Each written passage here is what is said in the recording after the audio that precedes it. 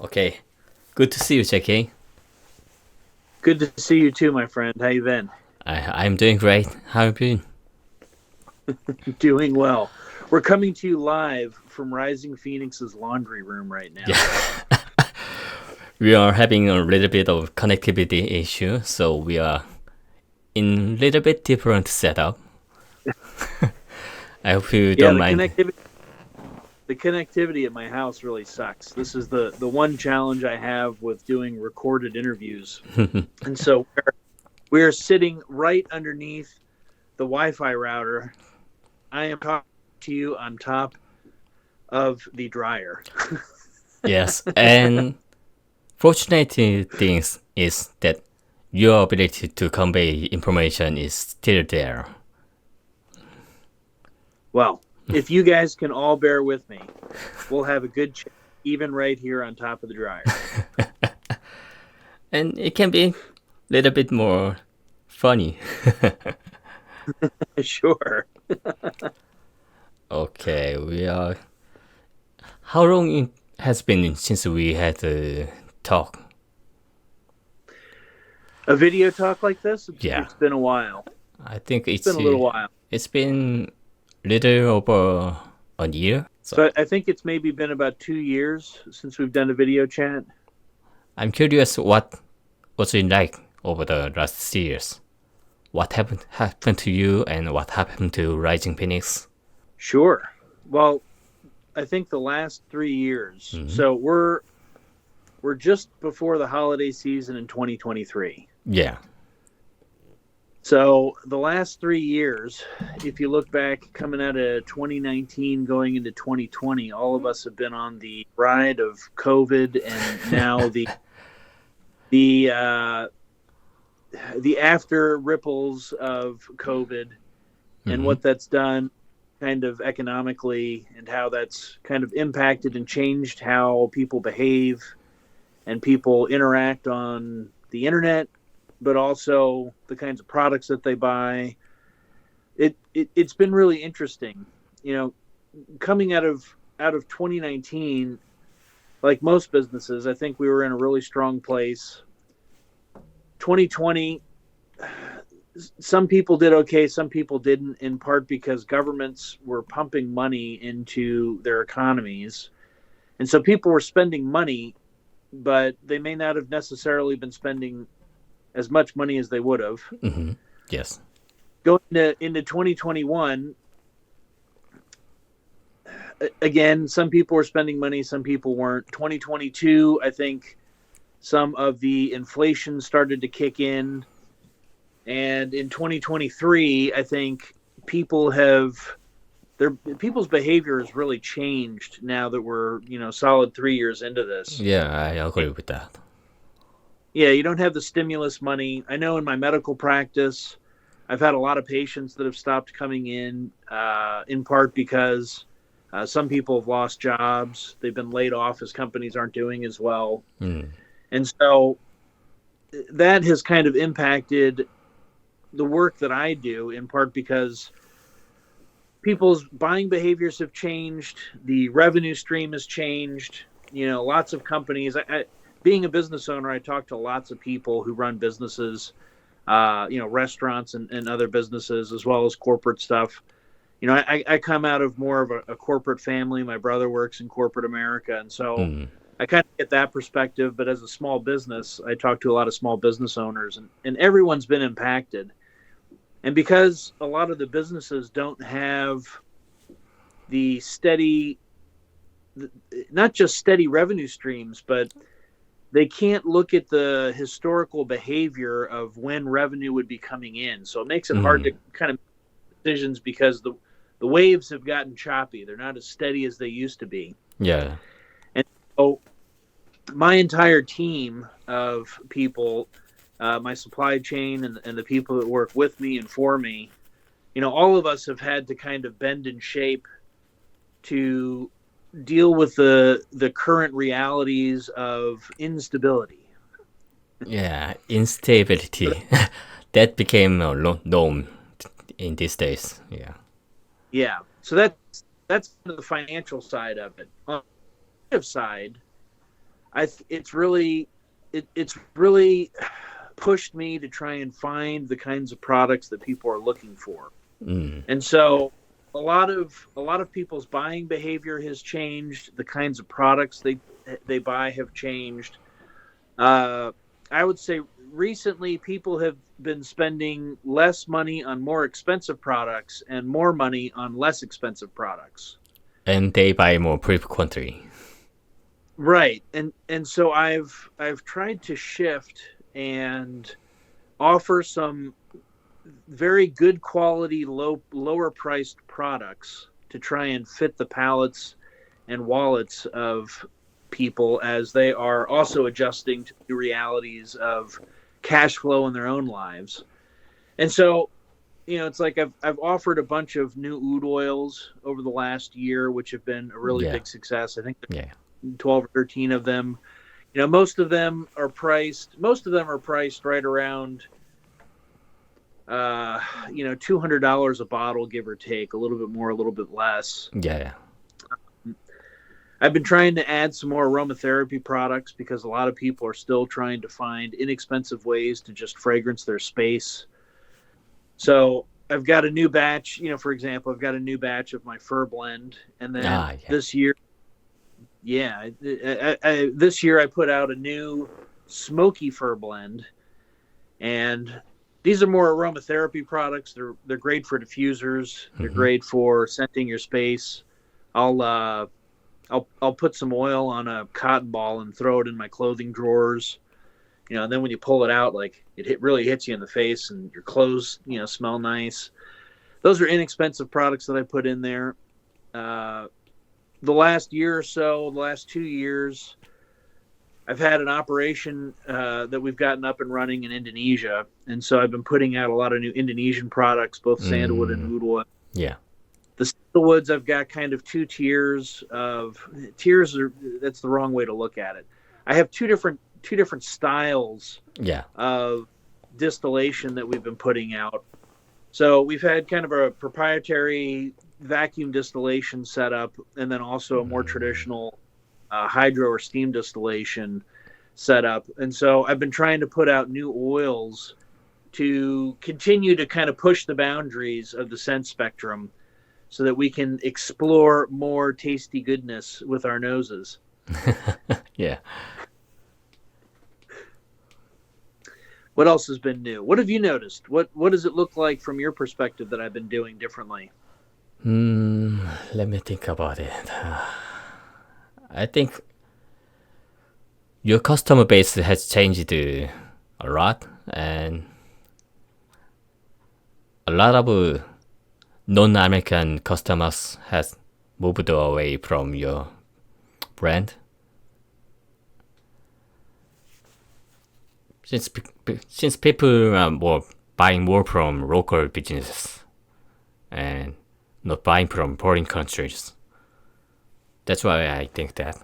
See it that way. So a lot more Americans. So in terms of the demographics, we can talk about demographics. That generally about half of my sales go to, I would say Americans, but I would say North Americans, the United States and Canada. I would say about half of my sales, and then about half of my sales go international. And I ship out. There's about 55 countries that people order from, and I'd say 30 to 35 countries every year I'm shipping out packages to. And so there are people in about 55 different places that order from me that make up about half of my sales. And then the other half goes to North America. So the bulk of it, I'd say, is in the United States and then Canada by extension. Our wonderful friends to the north. And so, I don't know if it's necessarily more Americans are buying. I think it's just, we can also talk a little bit about like my customer demographics in terms of the kind of people. So I get people that come from, strangely enough, you would think most of them come from the oud community. I'm not necessarily sure that's true. I get a lot of people from the aromatherapy community. I get a lot of people from the tea community. I get a lot of people from the marijuana community. Maria. I would say kind of That's a, I that's a would say little bit marijuana. weird. Yeah, well, they're interested in smelly things that are good for their health, and so there's kind of like the marijuana and psychedelics community. I get some people, not necessarily from the Chinese medicine community, but I would say kind of healthcare. There's a lot of Ah, like yeah. doctors and nurses and surgeons that will buy stuff from me. Yeah. I have a lot of surgeons that will use my oils in their OR, in the Huh. operating room. And That's interesting. yeah, especially some of the aromatherapy stuff. And sometimes they'll buy some of the oud oils and they'll apply them. They're wearing a face mask and they'll apply Ah, it in the. They have something to breathe when they're yeah. operating. I do that very often. Yeah, it's really interesting because you're not supposed to wear fragrance in a hospital. Yeah, that's right. The thing is, really, it's synthetic fragrance. When you're wearing natural stuff, nobody even notice. Like it'll smell good, but nobody thinks of it as being perfume. Yeah, yeah. And so I have nurses that will wear things. I have doctors and surgeons. Like I said, they'll apply it in the face mask when they're in the OR. I have surgeons that will actually bring an aroma diffuser into the OR so that it kind of keeps everybody perky and happy operating in there. I've heard this from a number of people. It's really, really interesting. So we've got aromatherapy, tea, healthcare, kind of marijuana group of folks, And healthcare and folks. I missed that. Say it again. And healthcare folks. Healthcare folks. That's right. Yeah. And then there's a lot of people from both Asia because I work in Chinese medicine, and so there's a lot of people who, as a Westerner, I think they can kind of sense where I'm coming from because of the language. Some of the language that I use feels a little familiar. Ah, yeah. But I would say that's also true. That's also true from the Muslim community because I think the more natural perspective, the more natural medical perspective, and also understanding that a lot of these materials, it's not just about scent; it's also about health. Yeah, yeah. And so I get a lot of people that come to me through that, especially over there in the Gulf. I get a lot of people from Saudi Arabia and Iran and Kuwait. A good number of people from Qatar. The UAE. A lot of folks are buying from there. I also get. It's interesting also with like the entire side of North Africa. I get a lot of people in Morocco, but not necessarily from the rest of North Africa. And so I get a lot of Moroccans also that come and will buy product from me and want to talk to me about buying real stuff because most of these guys have access to, your big Gulf companies, kind of commercial product. Mm-hmm.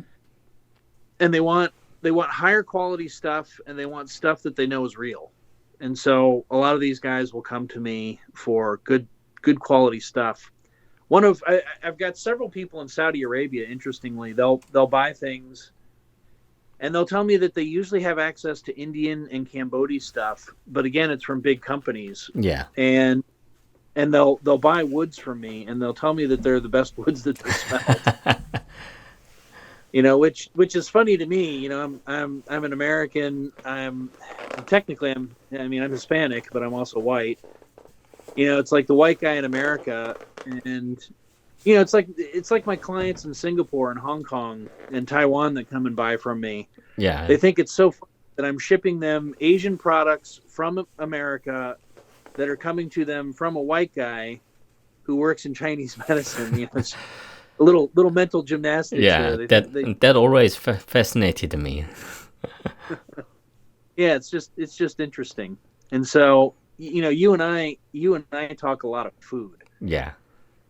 People who pay attention to the stuff that I write and the things that I reference. I love to cook.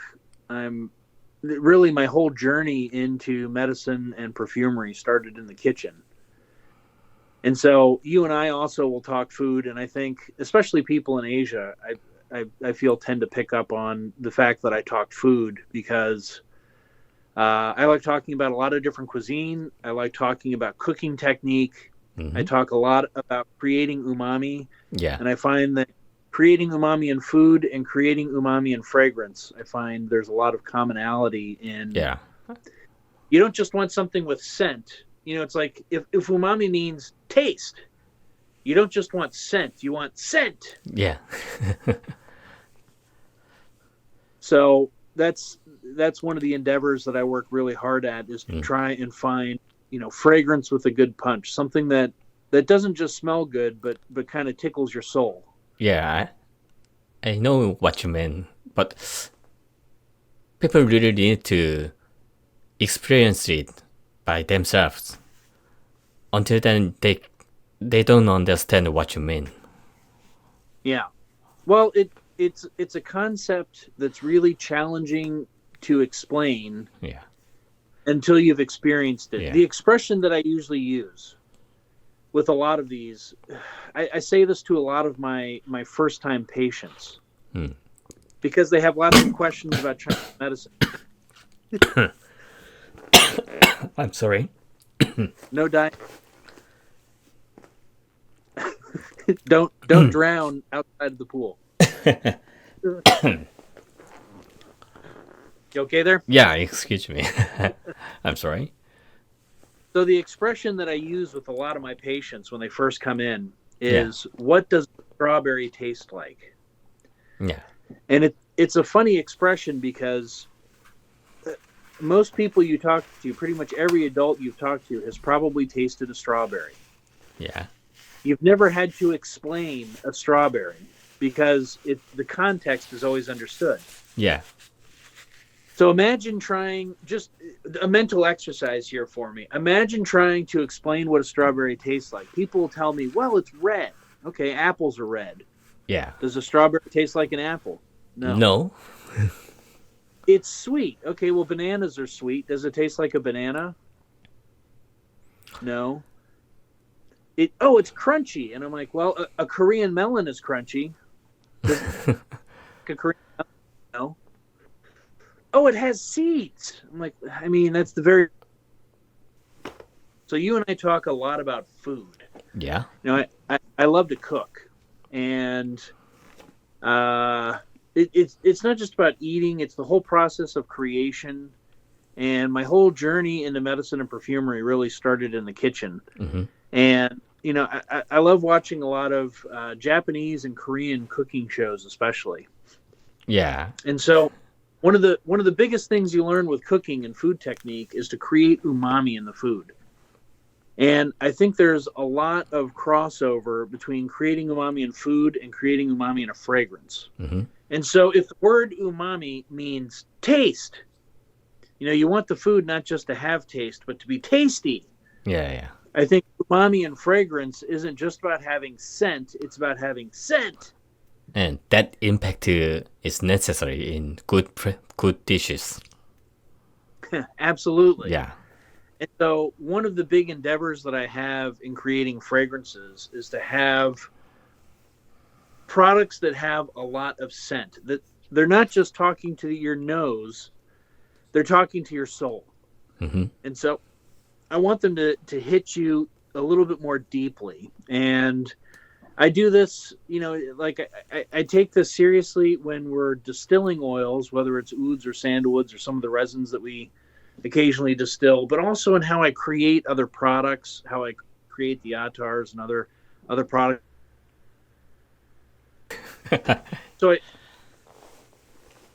So I take this concept of umami even into how I distill and produce oils. So when we're producing some of the ouds or the sandalwoods and even some of the resins that we occasionally produce, as well as how I put together fragrances like in the attars and other products. Mm-hmm.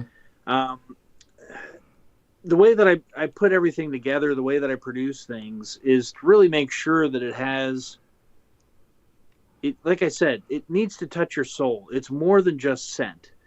It needs to touch a chord that's deeper, the same way that umami impacts how food tastes, and it takes it to a deeper level. And even with some of the aromatherapy stuff, I know at the beginning we had mentioned the fir blends and the smoky fir blends. Yeah. The way that I put these together, it just touches a chord that's different than how other, say, aromatherapists in that case put products together. And everybody tells me that they smell and behave differently, and I think it's just how I put these products together. It's the way that I combine things and some of the ingredients that I use, but also the quality of the raw materials that make a difference in it. I'm trying to think of an analogy here. It's like playing the guitar. Yeah. I can play guitar a little bit, but I cannot wail on the guitar in a way that tugs on your heartstrings. Yeah. When I put fragrances together, I want somebody playing scent the way that somebody just wails on a guitar. And so that's really my whole approach and how I put things together. And like I said, I take that cue from food and from the kitchen. And, sometimes it's just a little touch of ingredient. Sometimes it's technique that really helps draw out that extra umami from the food in the same way that it does with fragrance. I can relate to that, but it's really hard to describe in words. It's something you just have to experience. Yeah, that's correct. I think you and I also talk a lot of tea. Yeah, that's correct. And something we were talking about the other day, and I've had this conversation with some of the guys that I get tea from.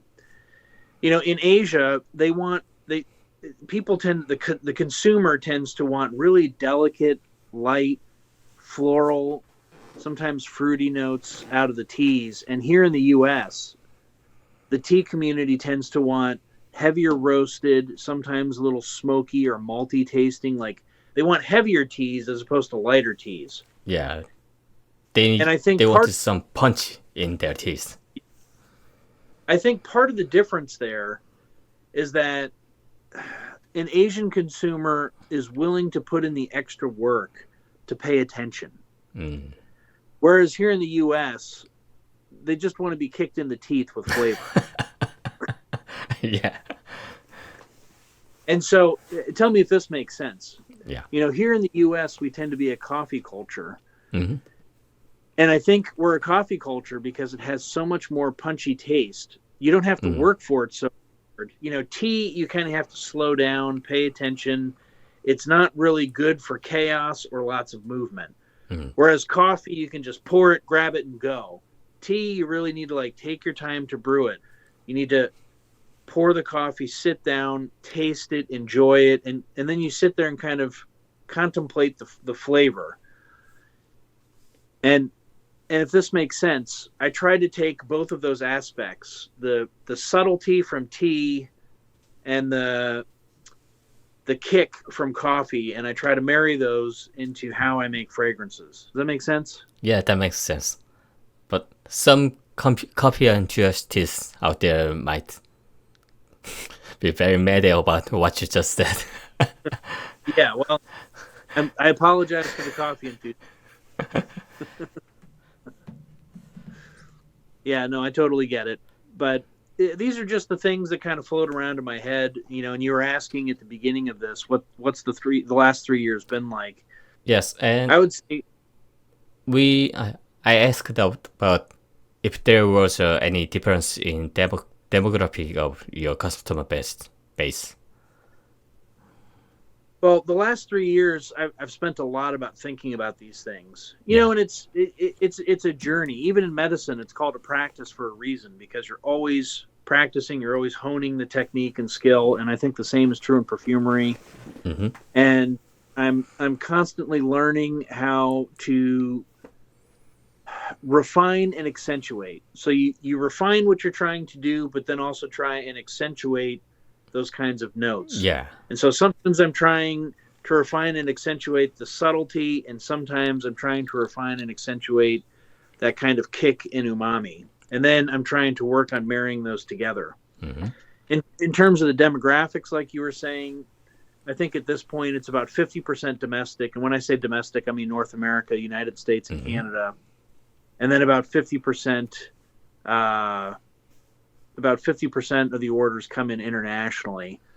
I think the revenue split, definitely the orders, the number of orders come in that way, and also I'd say kind of the way that the revenue splits as well.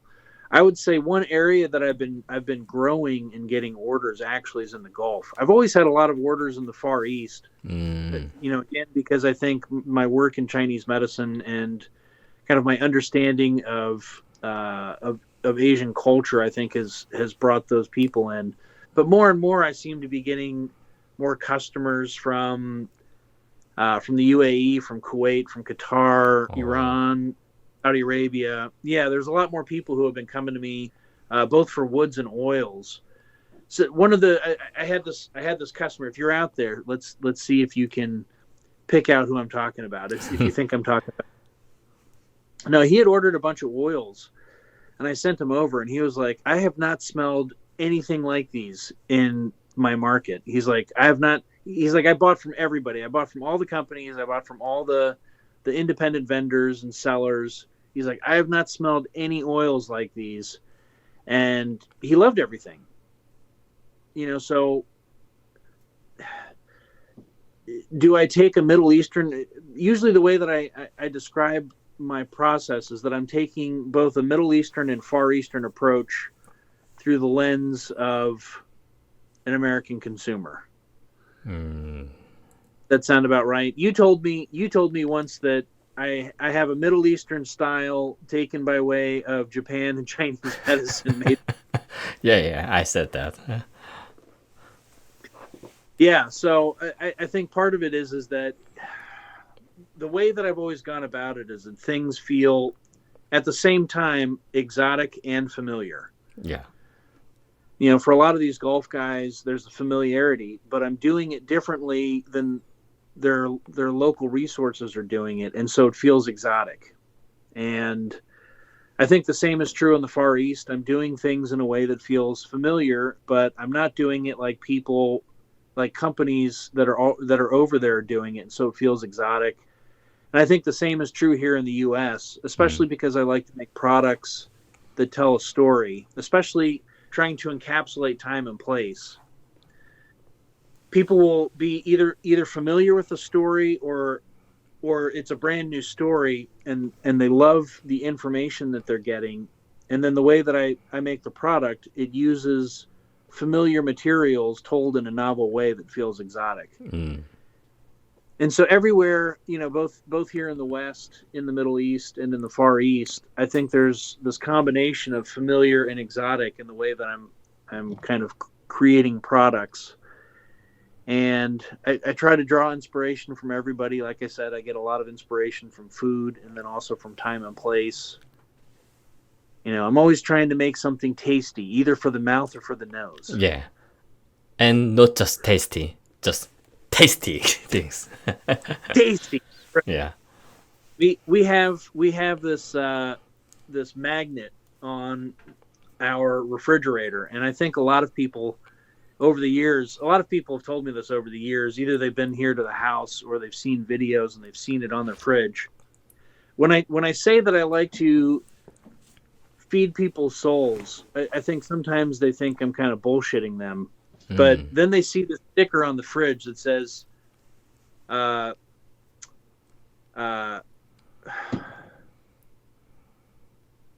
does it say? Feed people. No. You forgot. It's like, feed people. Oh my gosh.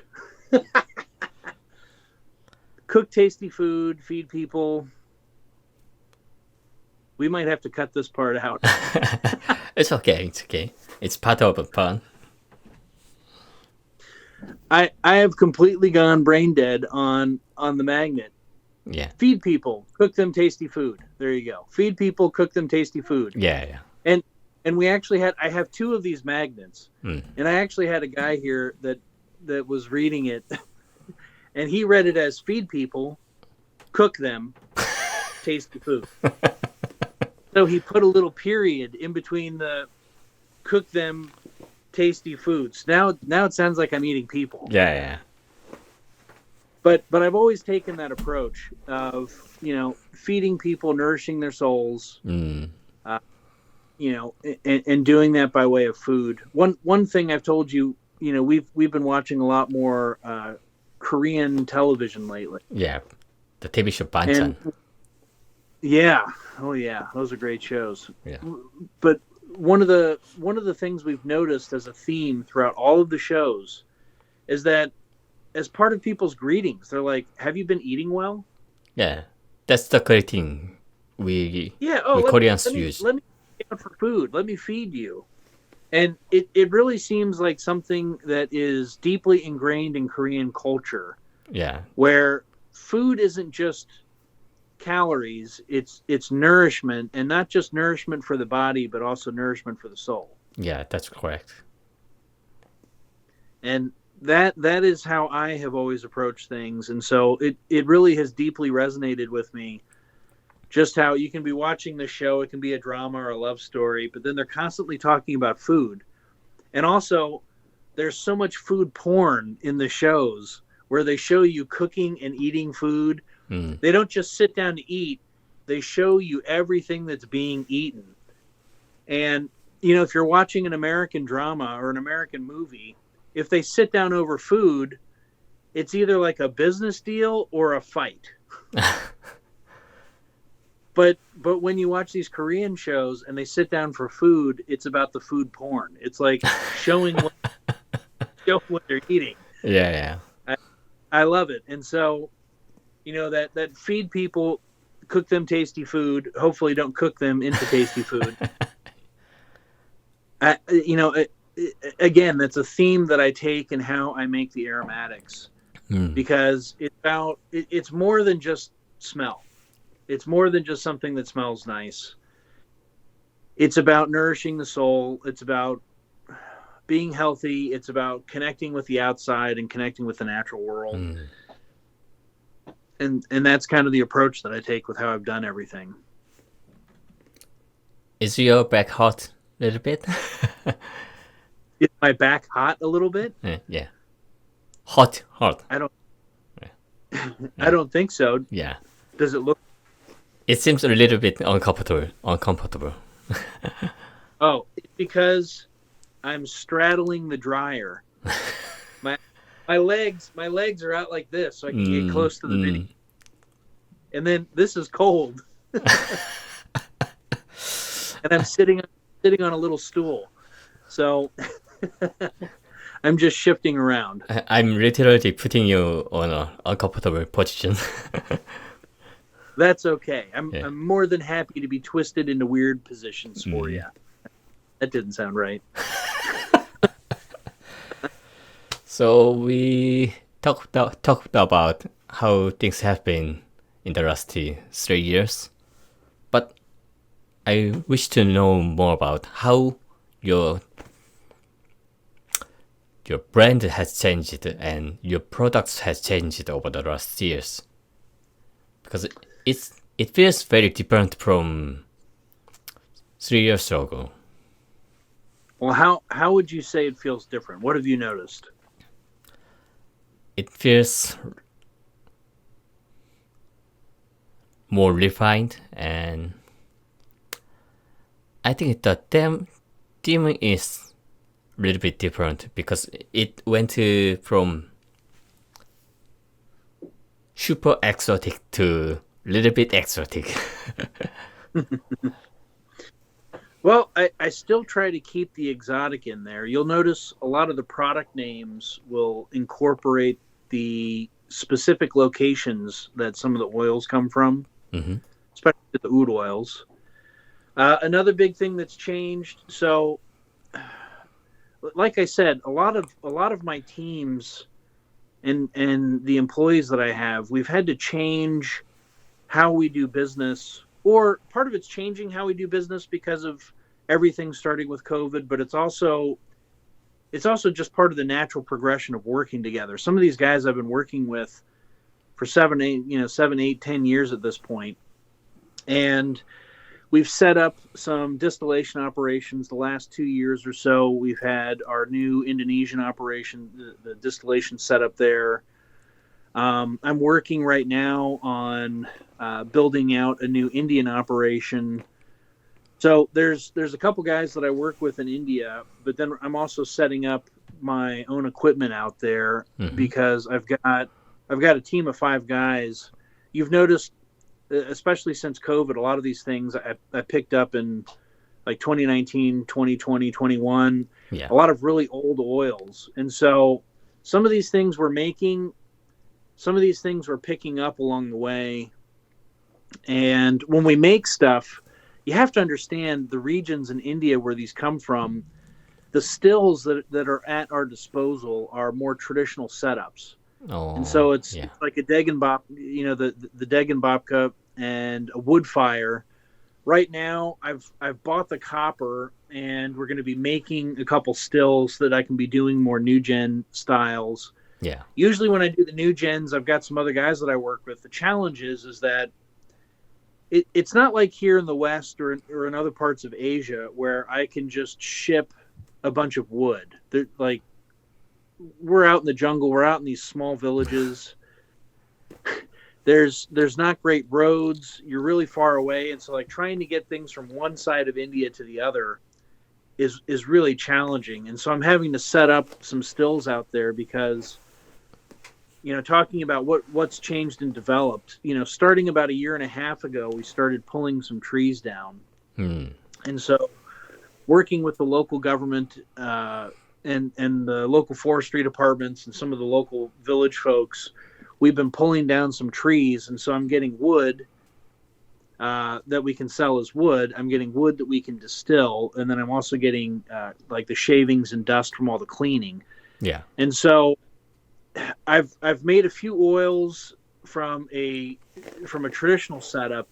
I've been saving material so that once we get the new stills up, we can produce some new gen because getting a kilo or two of wood or dust out I can do, but when I've pulled down 10 or 12 or 15 trees, the amount of material that I have is big, and so I can't ship 10, 20, 50, 100 kilos of wood across country. It's just not possible to move it, and so we're having to work out how to do it locally, there on the ground. And so we're going to set up a kind of a centralized operation where from all the areas that we're at, I can at least get it to that central location, and we can still in that location. It's an ongoing thing, and part of it too is because the revenue stream has been impacted. I haven't had as much free cash, and so it's kind of slow going. It's not moving as quickly as I'd like it to, but I don't know if it's my fault, but it's my fault because I haven't had money to pay for everything to make it happen really fast. Yeah. Once I get all that up and running, I've already got a lot of material that we can start working on. So at some point moving forward, that's going to start happening. And I'd say that is something that's happened over the last 3 years. I don't know if a lot of people have commented I've got a lot of Hindi materials now, and really I would say subcontinental, because there's some Bhutan, there's going to be some Nepalese going up in the shop. I've got some oils from Arunachal Pradesh up in the northeast, stuff from Nagaland and Garo Hills. I mean, it's like all over the subcontinent. And part of that again has been because this team of guys that I have, they had some other customers, but over the last 3 years, a lot of their customers have kind of died out. And so I've really, tried helping them out and taking them under the wing, and then through taking them under my wing. And in doing this, I don't talk about a lot of the stuff that I don't know if I'd call it humanitarian. I would say it's just a byproduct of the work. I've helped people buy homes or build homes. I've helped people buy, cars and equipment and trucks. One of these projects, I essentially funded a new church to be built. Oh, that's great. Yeah. So one of these projects, I'll talk about this more as we get to it. We've got this. Yeah. There's this church that, if I remember correctly, was built somewhere around 1935. 1935. It was like the 19th century. the church was built, and they need to expand the church. They need to build a new, bigger church. Yeah. On the property, there's a bunch of agarwood trees. And so I picked up 4 trees that were, part of it was they wanted to sell the trees to help fund the church, but they also needed to remove the trees because that was going to be that was on the land where they're going to be building the new church. So I came in and I bought these 4 trees, and that essentially fully funded the building of the new church. Oh. So did I build a church? Did I fund a church? But I enabled it to happen. And there's a lot of work like that we get to do because, I've got this team on the ground. We're doing these things in person. I'm not there, obviously, but my team is there in person. And then, we get the money over there so that we can do the work. We can acquire the goods. A lot of these families, this team of guys that I have, they'll connect with either old collectors or old distillation families. Yeah. They may still be doing distillation work, or they may be the descendants of people who have stopped doing the distilling. And so there's a lot of really old oils. Yeah. That we can find. I've got stuff going all the way back into the like 1880s that we found. I always wondered how the heck you find these antique oils. That's how. I don't think you'd be able to find this stuff unless you were there, and B, if you spoke the language, and C, I mean, like, these guys have a way of just connecting with things and finding a way to talk to people that have these things in their possession. And so we're able to collect these from a lot of old collectors and distillation families. And I try to tell those stories, like, I try to give as many details. Like, when I give details, it's because they have the details. Yeah. I'm not making anything up. And I can't tell details that they don't have. Yeah. But a lot of times they'll know where it came from. They'll know the age that it was distilled. And then it was, like a grandfather, a great-grandfather, a great-great-grandfather. I mean, it could have been 100 years ago that somebody was distilling these things. And so that would have been, depending on the age, usually 4, 5, 6 generations of people back. Oh. And the oil, a lot of times, maybe they'll keep like a liter of oil, and then as they need money, they sell some of it off. And so that's how I'm able to pick up, usually by the time it comes to me, there's, 10 or 20 or 30 tolas left out of what was originally, 1 or 2 or 3 liters of oil that they may have had. Not necessarily all one batch, but they may have this stuff and they've kept it kind of as a future investment. So as they need money, they'll sell it off. But that's still a lot. Yeah, it's a lot of oil, especially when people are, buying 0.3 grams or 1 gram at a time. It's a lot of oil. You're talking about me. It's most people. It's not just you. It's a lot of people. And so these, I look at it. So when I talk about commonalities, I talk about tea, I talk about wine, I talk about whiskey, and coffee and chocolate, and these old oils. I find the great analogy for them is whiskey. And because you have young whiskeys, you have old whiskeys. Just because something is old doesn't necessarily mean that it's better. Yeah, that's correct. But as you get an old whiskey, you start to get flavors that you can't really find in younger whiskeys, but also just the uniqueness of it. I mean, to be able to drink something that's 30, 40, 50, 60, 100 years old, to be able to get an oud oil that was distilled 30, 40, 50, 60, 70, 80, 100 years ago. Most people will never have access to these kinds of things. And so it's a unique opportunity to smell a little bit of history. And they actually smell much better than oils that we produce today. Yeah, they'll have some scent qualities that you can't really find in new oils. Yeah. So we have talked about how your products have evolved over the last years. I think we can wrap this episode with how you wish Rising Phoenix to be in the next 3 years. I would, over the next 3 years, I would like to see our products in some commercial distillation. Sorry, not commercial. In commercial distribution. Yeah. So I've had several people talk to me about it. Most of the time, they want to start with the sprays and not the oils. That's the big holdup. And on my end, the two holdups is that getting the right bottles and packaging is expensive and more complicated than people think. Yeah. And I'm not talking about making 20 bottles. I'm talking about thousands. Making a nice. Yeah, well, maybe not necessarily thousands, but it's like I need something that I can replicate, and I want it to look nice. And so that's a challenge. And the reality is that a lot of commercial buyers, they do buy because of the packaging, and so yeah. I've held off on it until I can do it right. That's the first challenge. And then the second, of course, is that if people would buy the oils, I can get that up and running immediately. The problem is that the boutique vendors feel like their customers aren't going to understand it. Yeah.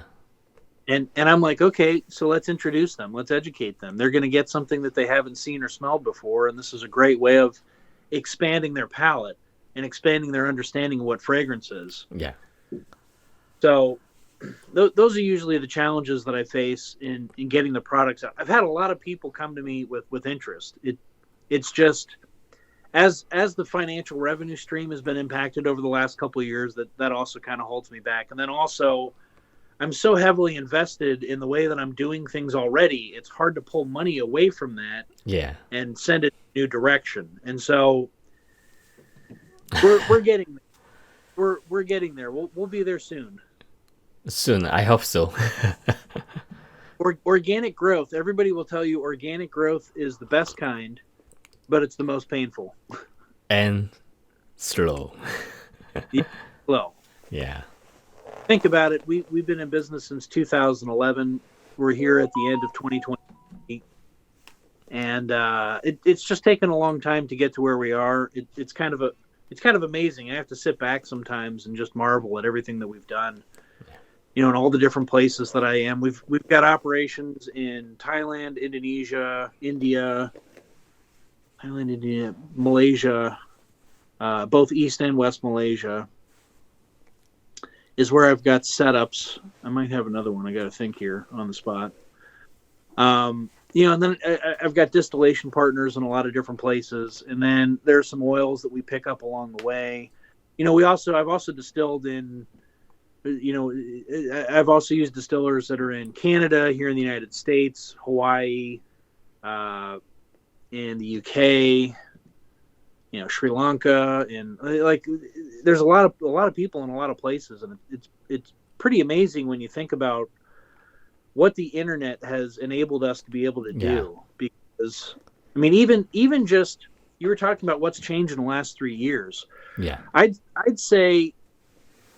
Not me specifically, but just like the industry, the role that Facebook and Instagram have played in helping open access and, kind of break some of the chains of exclusivity that have gone through the more traditional trade routes. Mm-hmm. Now we have access to things that 5 or 10 years ago, people really wouldn't have had access to, and that's because of the internet. And even I had a customer and a friend who was recently traveling throughout Southeast Asia, and he's been doing this like the last 2 months, and he's there on the ground, and I've been sending him to some places, he's been finding stuff on his own, and we've been talking, and he's like, JK, it's really amazing because he's been here multiple times, It's amazing what's under one roof, because he's had to go to 50 different places, and every place he goes, they might have one thing that's of interest, and they might have a couple grams of it. Yeah. It's not. It's all under one roof. And so, and most people don't have the time, money, or resources to be able to do what he's doing and travel around all these different places. Oh, And so, if somebody was left to do this on their own, they would have never seen or heard of these things. But the internet has really enabled us to kind of create a new kind of experience that just 5 or 10 years ago really wouldn't have even existed. that that's. I think people are more people are realizing there is things like the algorithm and artists because people never heard about the terms artist before. Right. Even look at you and me talking. You're in Korea. I'm over here, in the U.S. where I'm sitting here on top of a dryer talking to you. And you've Yeah. got this cool setup with the headphones and the speaker, and Yeah. you look so professional. I mean, think about that. 10, 15 years ago, impossible, unheard of. Yeah, that's not possible. Especially with this quality of video. It would have been a disaster. Just imagine what another 5 or 10 or 15 years might bring, and how it can change the experience, both from a supply side, but also from a consumer side. Yeah, that's correct. Yeah. I mean, so far today, I don't even think it's about 11 a.m. here. I'm talking to you in Korea. I've talked to people in Vietnam, in Yunnan, China, in Hainan, China, in East Malaysia, West Malaysia. Who else did I talk to today? It's not even 11 a.m. And I've talked to all these people already. That's incredible. Yeah. I'm trying to think. There might be. Did I talk to somebody over in the Middle East earlier? I mean, I wake up every morning to messages that I'm responding to between my Etsy shop. Somebody in Canada too.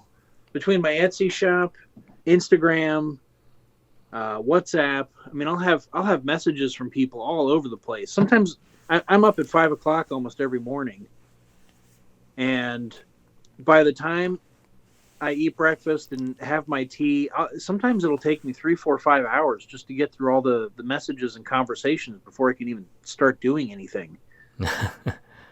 Yeah, some people complain that you respond quite late. You respond slowly. I think I respond pretty quickly. Yeah, I think so. Yeah. What tends to be a little slow can be getting orders out. Yeah. And part of that is just it's a combination of the sheer volume, the number of orders, and then also the amount of work that goes into weighing, bottling, labeling. Sometimes I have to cut and weigh, and it takes an awful lot of work to do all of that. And then I also juggle my patients, and I essentially have a part-time medical practice because this keeps me so busy. Yeah. And so it's not like I have a full-time practice that I have to juggle. I have a part-time practice. But just the amount of orders, and like I said, we're at the end of October here filming. Between now and then the end of February. Yeah. So when we talk about holiday sales, it's not just November and December. It rolls through January and February and doesn't start slowing down until March. So the last 2 or 3 months of the year and the first 2.5 months of the next year are usually my busiest. And it gets really crazy trying to talk to everybody, continue making products, because I have to keep up with making stuff to get sold. I have to keep producing things. I have to get orders out. I have to package everything. I have to service all the customers. It's a lot. It's a lot to juggle. Yeah. And it's work I love doing until people start writing me not so friendly messages. Yeah. But it's very time consuming work. Yeah. And it's just it's just me. I know everybody says, why don't you hire help? And I'm like, well, you got to spend 3 times more because it costs a lot of money to bring it. It doesn't work like that. It's not. Yeah. It's not easy. Yeah, I got to have the space and the manpower and the resources, the financial resources to tackle all of it. And like we said, the last 3 years have been rough. Yeah. It's impacted our revenue streams. On the one hand, I'm trying to grow, and growth is expensive. And on the other hand, I'm dealing with, disruptions in revenue. I'm dealing with inflation and the cost of everything going up. Yeah. I'm dealing with people. Individual people tend to be spending less money, but there are more people spending little money. And so I'll say this too. So a sample size is 0.3 grams, Yeah. and then a bottle is 3 grams. Yeah. So 10 sample sizes equal 1 bottle. Yeah. So if you think about it, and this is a good explanation of why things take so much time. If I fill 1 bottle, that's 1 bottle. Mm-hmm. It fills quickly. It's 1 package, 1 packaging, 1 shipping label. If I fill 10 samples, it now takes me at least 10 times as much time, 10 times as many bottles, 10 times as many labels, 10 times as much packaging, 10 times as many shipping labels. And so in order to make, and actually selling 10 samples, you actually make less money than you do with 1, because I have all of the other fees and shipping labels and packaging, all the other expenses, not to mention the cost of that time that go into it. So I might have to sell 15 or 20 samples to make the same revenue as 1 full bottle sale. Yeah. So when I have hundreds of orders going out and everybody is ordering 3 or 5 or 10 samples, think about how much more work, how much more time, how much more expense goes into doing all of that when I could just make 1 full bottle sale. So if that's my plea to you, the consumer, to maybe think about buying a full bottle of something, it helps out tremendously. Yeah. And bottling the samples made many artisans to go nuts. Yeah. Well, and I'll have people ask me if I can do 1 or 2, 1 or 2 drop samples, and it's like, No, please don't. I'm gonna lose my mind. So It just takes too much time to put it all together. So speaking of the volume of the sheer volume of the orders and how long it takes to bottle all the things, what plan do you have for the coming Black Friday? The plan is to lose my mind as little as possible. Because people are going to spend all the probably be too many samples from in coming Black Friday. I hope you don't lose your mind. What I have to do is I take on fewer patients. Yeah. So it usually helps because it's the holidays, and so people don't come in as much. Yeah. Or as frequent. And so part of it is fewer patients, which frees up more time. But then also I work long hours. I remember I was talking to somebody the other day. This is a couple weeks ago. Yeah. It was a Friday, and it was like 10 or 11 p.m. And I was like, okay, I'm going to stop packing orders. And they're like, it's like 10 o'clock at night. I'm like, yeah. So part of it is just working as efficiently, as smart, and as quickly as possible. And part of it is that it's just a lot of work. Yeah, it's just a lot of work. Yeah. Yeah, because we fill, the way that we do it is called fill to order.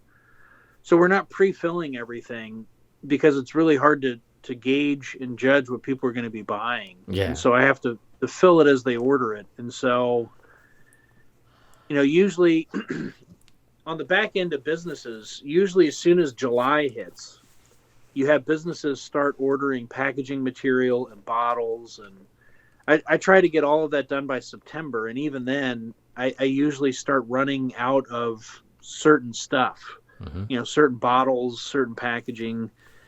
And, so I have to stock up early, months and months ahead of time. and then I always run out of stuff, and that can hold us up too. I've had to try and produce a bunch of oils that I know are going to be needed for products that are going to sell during the holidays. And so I spend, 3 to 6 months prepping for the holidays, the oncoming holidays. Yeah, it's expensive and it's time consuming and it's painful. I can see that. I just have to drink lots and lots of tea. Yeah, that's right. I I I have been knowing you for about 3 years now, but still there are many things that I don't know, and today I learned many things from you. It's a lot of work. There's a lot that goes on that people don't see, and Yeah. there's a lot that goes on that I don't really talk about. Kind of like I said, over the years, the number of cars that we've bought people, the number of homes that we've built. Mm-hmm. Building a church, I think, might have been, a first for us, kind of funding the church being built.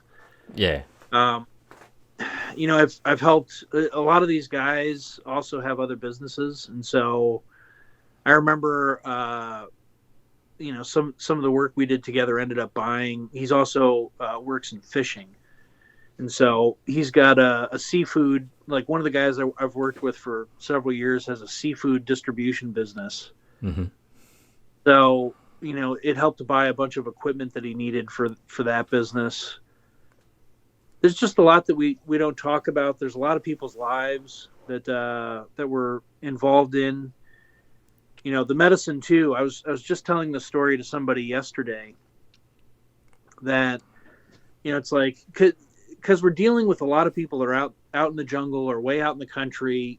They oftentimes don't have access to health care. And so over the years, there was like a guy in Indonesia, like a kind of a jungle village. The chief there, his wife was having like some trouble with the delivery of her baby. And so we were able to get some medicine. Yeah, we were able to get some medicine out for that. I've had to deal, it's because a lot of times there's Chinese pharmacies that people might have access to. Oh, yeah. And so I can write a prescription of things that they need to get. And so there's been like weird, venomous snake or insect bites. It's been a little while. It's been a couple of years back. There were 2 guys that were mauled by a tiger. What? Yeah, they were attacked by a tiger, and they were all, torn up and chewed up. And so I helped the guy that I work with. We were able to send him to a pharmacy to get medicine that he was able to get to the people that were attacked by a tiger. Wow, that's yeah. There's all kinds of weird stuff Yeah. when you're people, essentially out in the bush, out in the wilderness. So it's interesting work. It's more than interesting to me. The viewers might think you talked too much because of today's video, but I know you and you haven't talked many things out to me. Well, hopefully you find hearing these for the first time to be interesting. Yeah, it's very interesting. This feels very intimate with me, just sitting here with my hand in my head in my hands, talking to you. I feel like we're 2 teenagers talking late at night, laying in bed or something like that.